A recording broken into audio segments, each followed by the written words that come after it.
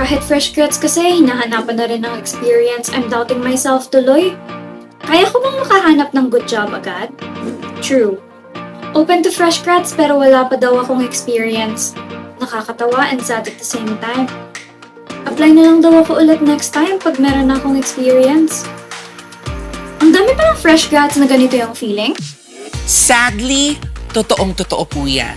Pero naniniwala po kami sa TP na guidance lang naman ang kailangan nila because fresh grads need opportunities too. Now, the public will get real on this issue on how fresh grads can excel in a career and in an industry that they can take pride in. With, of course, proper support and good training. Ikaw ba, Jeff?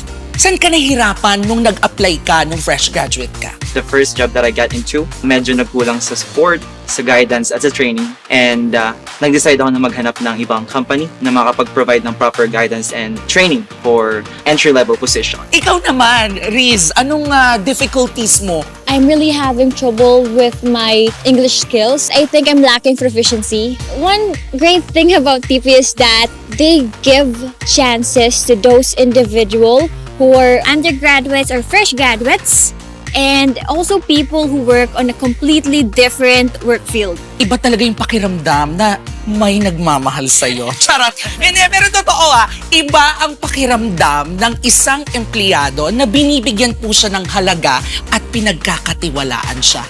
And TP really is a good training ground. Totoo yung balita Masasabi ko talaga na yung mga applicants, you can't go wrong if they start their career at teleperformance.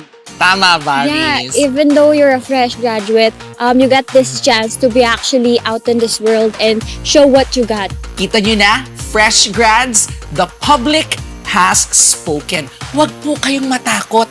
Kayang-kaya nyo rin po yan with proper support and good training.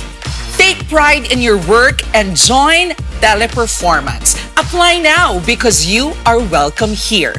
Have something you want to share? Comment below and let's see what the public has to say. Ako po ang inyong lingkod, si Kalad Karen Davila. Magkita-kita po tayo next week sa susunod nating episode. Monday po yan, 9 p.m. Kita-kits! O ayan, narinig niyo naman po sila, di ba?